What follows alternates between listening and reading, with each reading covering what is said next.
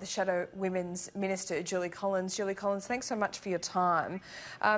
Yesterday was described as a bit of a galvanising moment, a vigil being held there at Parliament House. There is bipartisanship. Are you seeing this as a turning point? I certainly hope that it can be. It would be important, I think, for Hannah's family that Hannah and her 3 children and what has happened actually galvanises action across the country. It was a quiet time to reflect on not just Hannah and her children, but all of those women and children who are in situations today, who want to leave those situations or who are dealing with those situations, trying to protect their children, and also the other women that have died. We need to do more. And I think that everybody last night understands that we need to do more. So it would be great to see actions in coming weeks and months from this terrible, terrible event last week. Not everything can be fixed by government. Not everything can be fixed by policy. Sometimes it's a responsibility on all of us to do more. This is a case that didn't even get to the family court, but there is a renewed focus on the family court system and the fairness of that, if you like. Labor is supporting this inquiry, isn't it? Well, we didn't initially support the inquiry. We had concerns given that the Australian Law Reform Commission had already recently done a report into the family law system with over 60 recommendations. But Labor, of course, will cooperate with the current inquiry.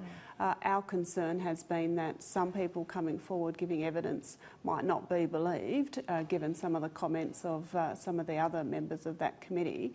But what we want to do is work as constructively as we can to actually get changes to keep women and their children safe. How do you talk about this? There's never a justification for violence, but I think many people have found it difficult to talk about. How do you continue to highlight it, continue to make sure that this kind of thing doesn't happen without putting the blame at a whole subsection of the community? Well, I think we need to be honest about what practical measures can be taken and who has responsibility for those of keeping women and children safe. Anthony Albanese has called for a national summit. That summit could look at what practical measures can be done, not just by federal government, but by 3 tiers of government, by not-for-profit organisations, by service providers and by the broader community in terms of what things can we do now while we work on the longitudinal, attitudinal change issues that need to be done. Nothing is more important than this issue that we're talking about now, but if I could change tack for a moment, I need to ask about the sports rorts scandal.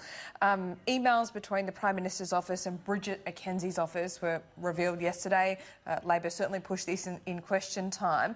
What do they reveal, do you think? Well, 136 emails I think is pretty extraordinary. Clearly, some of the emails from the Prime Minister's office said, these are the ones we want approved for funding. I mean, clearly the Prime Minister is, in this up to his neck. The Prime Minister and his office and other ministers have used a government funding program for their own re-election. These are not election commitments that are made at election time. They are a completely different thing. This is a government funding program. It is not good enough for the Prime Minister to try and, use spin and words and pretend there's nothing to see here. There is something to see here. 136 emails from the Prime Minister's office to the Minister's office about what things should be funded. But what do you think actually needs to be honest with Australia? Sure, but what do you think is actually the wrongdoing here, and what do you think the consequences should be? Well, clearly the wrongdoing is that this is a government funding program. The ANO report said that 73% of round 3 projects were ineligible, those that were funded. We had the Prime Minister mislead and tell people that all the projects that were funded were eligible. That is clearly not the case. The Prime Minister is not being truthful with Australians about what has happened here. The Prime Minister needs to be upfront about what exactly was his office role in this funding. I mean, 136 emails. It's extraordinary. Julie Collins, I'm sure we'll hear more about it today. Thanks so much for your time. Thank you, Laura.